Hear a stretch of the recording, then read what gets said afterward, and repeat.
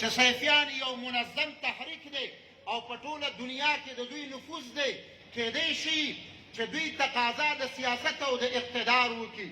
وی ما ورته ویل چې دا کوم عزت اله العالمین او دا کومه بادشاهي په اعتبار د معنویت سره موږ ته زموږ د والد بزرګوار نه پاتې ده، دا ټوله دنیای دنیا د هغې د یو ذرې په مقابل کې موږ نه اخلو. دا د حضرت مبارک صاحب رحمه الله د خدماتو نتایج دي. امام رباني رحمه الله باندې مختلف النوع امتحانات د هغه وخت سره راغله، او دا خبره یاد ساتئ، خصوصا طلبه کرام چې په مدارسو کې اوسېږئ او منصفین علماء کرام دي، دا خبرې په غور باندې واوري. د امام رباني رحمت الله علیه مخالفت عادي افرادو نه کاو، عوامو نه کاو، دغه مخالفت د اهل علمو نه شروع. په دې کې داسې اعلام شاملو لکه ابوالفضل مکمل تفسیر په قرآن باندې بغیر د نقطو نه لیکلی و. لوی لوی علما د امام رباني رحمت الله علیه په مخالفت کې مبتلا و. هغوی اکبري دربار ته لاره پیدا کا او قرب د سلطان ورته حاصل شو. درباري ملایانو او د حضرت امام رباني رحمت الله علیه په مخالفت کې پروپیګنډې شروع کړې، تر دې پورې چې اکبر باچا یې دې ته مجبوره کړ چې امام رباني رحمت الله علیه ته جلب ولیږي او خپل دربار ته یې راوغواړي. حضرت امام رباني صاحب ته الله دې پرې رحمتونه نازل کړي درخواست د اکبر باچا راغی که ته راشي او زموږ دربار ته حاضري وکړي. هغه مبارک ورته جواب کې ولیکل بئس الفقیر علی باب الامیر نعم الامیر علی باب الفقیر. که زه ستا دربار ته درشمه دا زما دپاره بده خبره ده، خو که ته د فقراو دربار ته راشي دا ستا دپاره حسن او جمال او زینت او د ښایست سبب او د افتخار سبب دی. علماو اکبر باچا ته نظر ورکړ چې هغه دومره ساده سړی نه دی، نن دکه سبا د ستا سلطنت ته سقوط ورکوي، ستا پاچاهي د منځه نه وړي، هغه تا ته په سادګۍ سره نه راځي.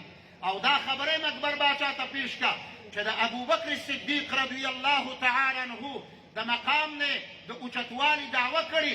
امام رباني دا لیکلي رحمه الله چې زما مقام په اندازې د یو صوفي باندې د حضرت ابوبکر صدیق رضی الله تعالی عنه نه ارفع دی. دا مکتوب یې لیکلی کاپي کړی وروړه اکبر ته تسلیم کړ.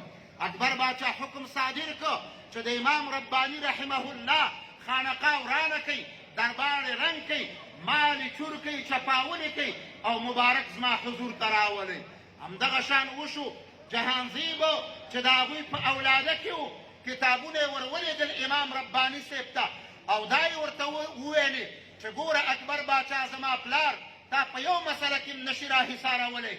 دومره خبره ده چې داسې جابر او مستبد باچا ته د سجدې تعظیم رخصت کتابونو بیان کړی دی، خو که تاسو چېرته سجدې تعظیم ورته وکړه تاسو به د هغه د بد شو ګرفت نه آزاد شئ. امام رباني رحمت الله علیه فرمایي چې مسله ماته معلومه ده لیکن موږ نقشبندیان یو، په رخصت باندې عمل نه کوو. زه دې شهید شمه لیکن زما جبین دی بغیر د اله العالمین نه بل چاته په ځمکه باندې کې یې نشي ښودلی. حضرت امام رباني صاحب ورغې د اکبر مجلس ته حاضر شو، هغه راوغوښته او خبره یې ورته وکړه چې تا ادعا د دې خبرې کړې چې مقام د حضرت ابوبکر صدیق نه اوچت دی. امام رباني صاحب د خپل مکتوب توضیح فرمایي، وی زما د خبرې تعلق د حین عروجات سره دی. سالک چې کله عروج کوي د ده عروجات بره واقع شي فوق د عرش عظیم الشان یا د محدد نه بره واقع کیږي. کله کله داسې هم وشي چې په عروجاتو کې د مقام متعین د انبیا علیهم الصلاة والسلام نم په نظر کشفي کې داسې ثابتېږي چې عروج د سالک بره واقع کیږي. لہذا تعین د مقام بعد النزول کیږي. امام رباني ورته وفرمیل رحمه الله چې د دې مثال داسې دی لکه ته ناست دي راسته طرف او چپ طرف ته دي وزرا ناست دي، یو وردلي یو اشپز راغواړي هغه تا ته د ټولو وزیرانو نه بره راشي، ته فرمایش د طعام ورته ورکړي، بیرته کوم ځای ته ځي؟ بیرته خپلې اشپزخانې ته ځي، هغه مطبخ ته ځي بیرته. دقه شان د سالک د عروج او د نزول مثال دی. ملایانو ورته ویلي چې دا خو د توجیهات دي، تا غوندې باچا ته سجده کول جایز او ده تا ته سجده ونه کړله. امام ربانی رحمت الله علیه فرمایي سجده کول تا غوندې باچا ته رخصت دی او نه کول عزیمت دی. زما د سر د تنه پرې شي لیکن زه په عزیمت باندې عمل کوم، په رخصت باندې عمل نه کوم. اکبر باچا فرمان صادر که چې امام ربانی رحمه الله زندان ته بوځي. جیل د ګوالیار دا معروفه قلعه ده، هغې کې امام ربانی رحمت الله علیه یو کال په زندان کې تیر که مبارک. د دین خدمت په زندان کې شروع که. اله العالمین د قرب ډېر لوی لوی مقامات ورته ورکه. ملایان دوباره راغه، اکبر باچا ته یې مشوره ورکه چې صاحب یو طریقې کار درته ښیو، یو اتاق جوړ که، په هغې کې وړه کړکین او کړکۍ ولګوه چې کله امام ربانی تا ته راشي سر به تا ته کوز کي، موږ به په حکم ولګو چې تا انحنا د غیر الله وکړه، هغه به منفور په عالم کې وګرځو. مغه شان یې وکړه. کله چې امام ربانی رحمه الله د جیل نه رابهر که، اله العالمین الهام ورته وکړه چې ګوره حضرت امامه تا ته دغه طریقې کار او تصویر او جعل جوړ کړی. امام ربانی رحمت الله علیه راغی، درشل د کړکۍ ونیوه، په ځای د دې چې سر ور دننه کړي اول یې خپې ور دننه کړي. اکبر ورته وایي دا دې ولې وکړه؟ وایي دپاره د دې چې ستا تعظیم رانه ونه شي، دا مې ستا د تحقیر دپاره وکړه. دوباره یې حکم وکړه چې یو کال بیا په جیل کې واچوئ. امام ربانی رحمت الله علیه 2 کاله جیل تېر کړه. کوم امتحانات چې په مبارک صاحب باندې راتلل دا د تکفیر مسایل، دا پوسټرې، دا عظیم امتحانات په دوی مبارک باندې راغه، لیکن دی ثابت قدم و. د دې نه پته لګي چې حضرت مبارک رحمت الله علیه د هغه اکابرو اولیاء کرامو د زمرې نه دی چې په کومه مرتبه کې حضرت امام ربانی، حضرت بهاء الدین شاه نقشبند رحمت الله علیه، حضرت شیخ عبدالقادر جیلانی رحمت الله علیه د دغه اکابرو د زمرو د دغه مرتبه او مقام والانو، ځکه چې همغومره غټ امتحانات په ده مبارک باندې راغه. دا د علماو مخالفتونه په اساس د خپلو خواهشاتو نن سبا هم روان دي. عرض او درخواست مې دا دی هغه کسانو ته چې لار د مخالفت او د انکار اختیار کړې ده، دا چشمې د تعصب د خپلو سترګو نه لرې کوي، راشئ د شریعت په میزان، د شریعت په تله باندې حضرت اخونزاده سیف الرحمن رحمت الله علیه مبارک وتلی، د هغوی اخلاق معلوم کوي، د هغوی کردار معلوم کوي، د هغوی اعمال معلوم کوي، د هغوی تقوا معلومه کوي. بیا درته وایم په استناد د حدیث سره چې لیس الخبر کالمعاینه، د خلکو د اراجیفو او د اخبارو پسې مه ګرځئ، خپل ځان باندې ویره وکئ، په خپل ایمان باندې ویریږئ، مخالفت نه لاس واخلئ.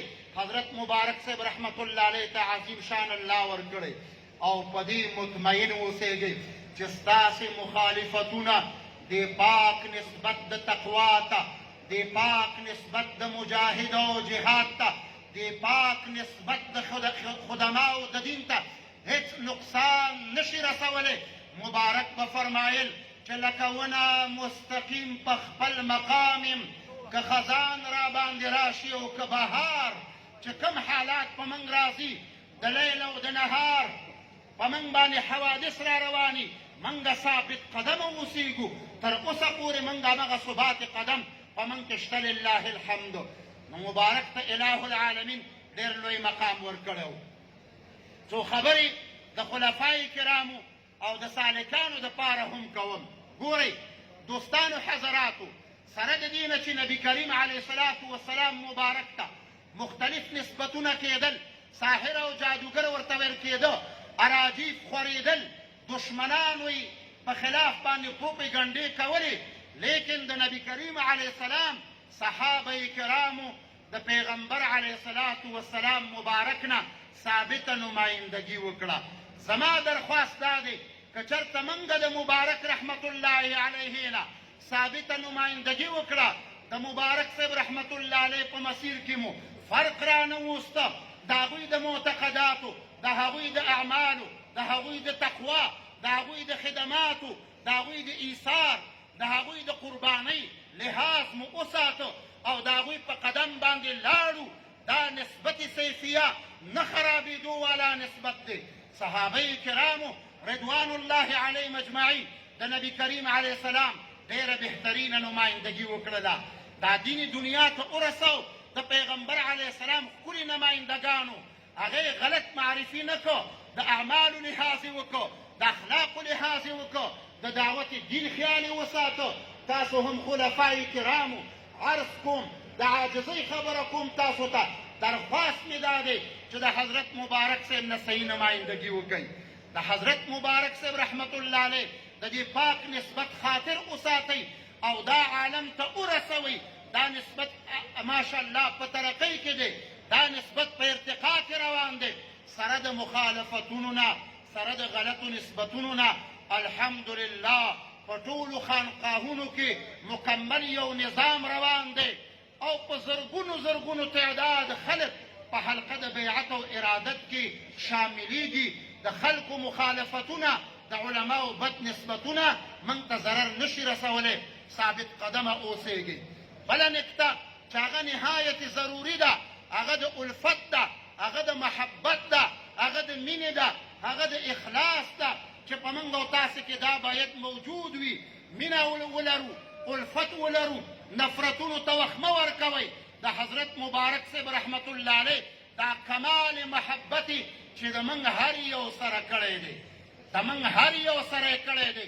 تاسو یقین په رب وکئ دومره شفقت، مینه او الفت چې مبارک صاحب موږ ته راکړی دی.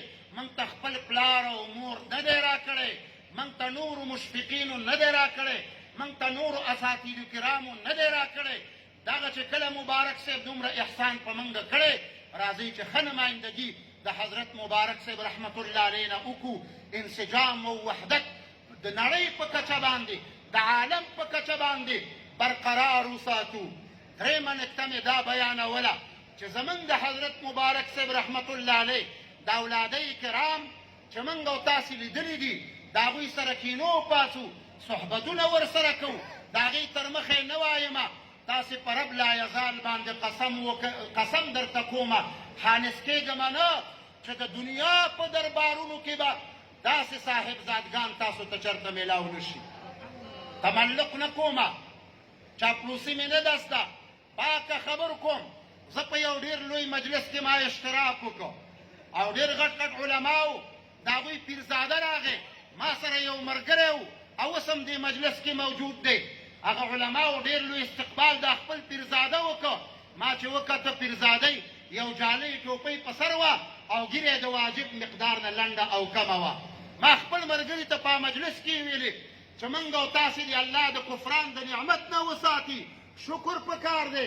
راشئ د مبارک صاحب دا فرزندان لږ مطالعه کوئ، د دې عمل وګورئ، د دې اخلاق وګورئ، د دې شفقت وګورئ.